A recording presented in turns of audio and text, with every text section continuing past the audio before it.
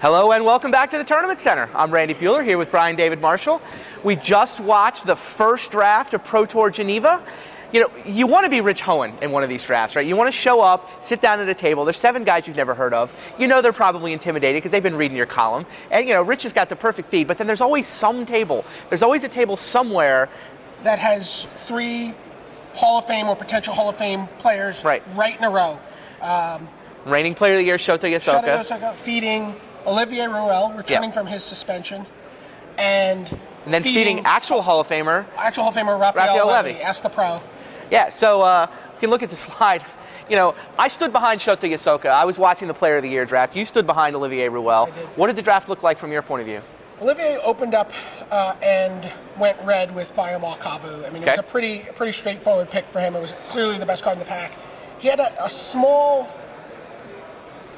debate about Amaru Scout versus Grape Shot for his second pack, but he does not like white and did not want to be white. So he took the Grape Shot, which is a really solid card, leaves him open to red-blue, red-green. There's a lot of really That pack was pretty interesting from my seat, because when I watched Shouta Yasooka open it, I thought it was Amaru Scout versus Grape Shot as well, and Shouta took Spinneret Sliver. Wow. Yeah. So he was just like, he wanted to be the green mage. I mean, I really like green in this format. I think in Time Spiral, all Time Spiral, green it's quietly become, you know, the color of the pros they're almost ashamed to admit it, but they like the green cards. Not so quietly. Green may be the blue it's the new blue, right? Blue put on this camouflage hat, and, you know, stuck some twigs in it, but it's green is the color the pros want. People are willing to fight for it, and the rewards in the third pack are tremendous. They can be, absolutely. And Shouta. Yeah, so he took the Spinneret Sliver, and then, you know, he's in green. And then, how does this happen? You know, the pack's going along, it's drafted. 4th pick, trump the domains? I still don't understand that. We did a draft view of this draft. I barely understand a 2nd pick trump the domains. Right. I mean, I guess one guy had taken a Void, so he didn't take Trump 2nd. Although, you know, Void's really good in your red-green beatdown deck, and the first guy was forcing red-blue, so he didn't take the Trump. You know what's really good in a red-blue deck? Trump the domains? Trump the domains. Yeah, I could see that. I mean, Trump the domains is almost better in a non-green deck than in a green deck. Right, I felt bad for Shouta. He's like, he cut off green, so he's solidly green, and, you know, it's like, is he going to have enough colors to make Trump good? I mean, he's got double search for tomorrow. I thought he was just going to be running lands. Make it work. Yeah. So let's take a look at Olivier. How did here he is building his deck. How did it turn out? How did the draft go? He got a clear signal with the 3rd pick of the draft that white was wide open. With a Shouta shipped him. Holy Nimbus, a 4th pick Castle Raptors. He realized right then that from his right, white was going to be coming. So he went into white. The only card he really passed in white was an Amaru Scout. He opened up his 2nd pack going the other direction. And there was nothing. I mean, he was just crestfallen. His pack was just devoid of picks. Okay. And I believe he took an Empty the Warrens out of his first pack. Okay. In the second. That's that card Shouta would have liked. And that's the thing. I thought this was a very interesting impact to the draft. There was sort of this paucity of white cards in the second pack that I think actually hurt Shouta's deck because there were 2 Empty the Warrens. Oh, they would have been so perfect. Both ended up in Olivier's deck, and they're sort of okay in white-red. You know, no, but they're awesome in red-green. Like, Shouta was trying to drive, it was like the Bastien Perez deck from Prague with you know, the Empty the Warrens. He had double strength in numbers. It was just like, oh, he so wanted it. He did get a 15th pick Sprout, which I don't know if that made the cut, but it might have.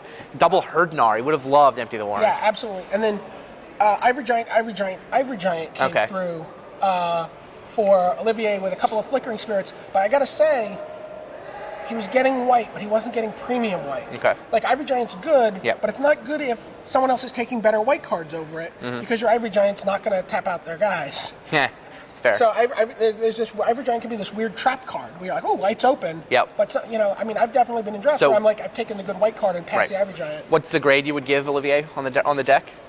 His deck, I would give his deck a solid B. Solid B? And he took a Sinew Sliver in the first. He took Poultice Sliver, actually. Okay. First pick out of the 3rd pack. It was also a very disappointing pack. It ended up with 2 Sinew Slivers. All right. It may have rounded out his deck. I mean, he's got Resurrection for Famer Raphael and Ivory Giants.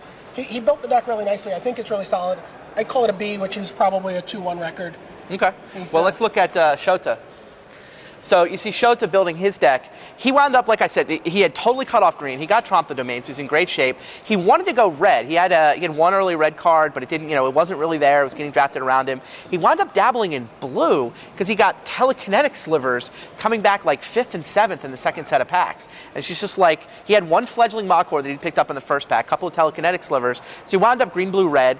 Neither of his splash colors feels awesome to me because the telekinetic sliver is double. He got a couple of the vigilant slivers out of Planar Chaos. I think he got a frenetic sliver. He did get a frenetic sliver. So he's got this sort of sliver sub-theme with the 2 telekinetics, but that pings the mana a little bit, and it's not like the super aggro plan you want with Tromp the Domain. So I guess I'd also give him a B. Telekinetic sliver and synchronous sliver are really exciting together.